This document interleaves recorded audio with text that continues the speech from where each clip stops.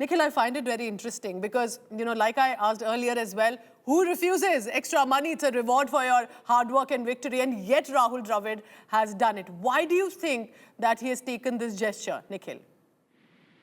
Well, it's very typical of the man. If you've known him, Pooja, over the years, and I've had the pleasure of knowing him, if you remember, while the World Cup was on, and just to give an example why it wouldn't surprise anyone, while the World Cup was on, there was a social media campaign which said, "Do it for Dravid." Pooja was saying it's quite typical of the man. If you've known him over the years, and I've been lucky enough to have seen him play and then coach the Indian team, it doesn't surprise me if he's decided to do that.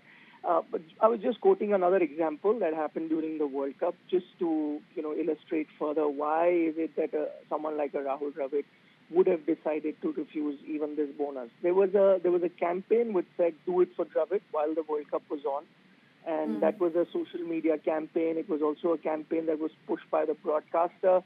It seemed like a sweet gesture, asking everyone to support the team and asking everyone that the Indian team should win this World Cup for Rahul Dravid because he's been a long-time servant of the game, has played for India for so long, and World Cup is one of the rare things that's really missing from his trophy cabinet. He's won everything, so maybe India should, Indian players should strive really hard to win it for him. It seemed on the face of it a very sweet gesture.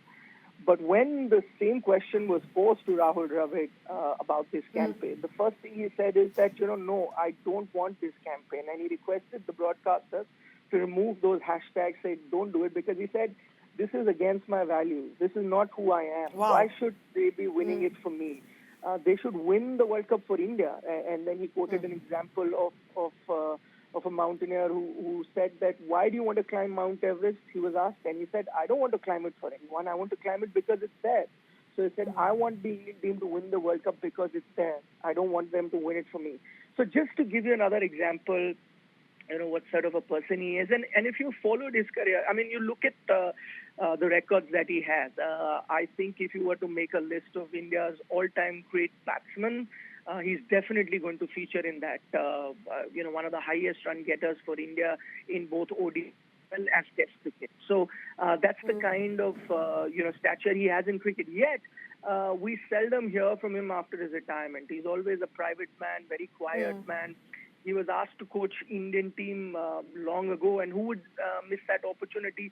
But he had refused that on multiple occasions because he said he wants to spend time with his family. His young son had started to play cricket. He said, no, I want to spend time and ensure that he, further improves his game. So he did that. But on repeated times when the Indian team went back to him saying that, no, coach the team, we need someone with your experience to come. And then after many years of the Indian team first approaching him, he then agreed to coach the Indian team, and then did it for 2 years. After his 2-year tenure was over, they wanted him to extend, but as you now know, he did not extend it. He said, I enjoy actually coaching youngsters. So imagine before he came to coach the main Indian team, he was coaching the under-19 team, the Indian A teams, even though he was asked to coach the main team. He said, no, I would rather spend my energy and time coaching the new generation because I think that's where I can make more contribution rather than the senior team. So these are just certain things that you know about Rahul Dravid, that you've read about Rahul Dravid, and then once you understand that,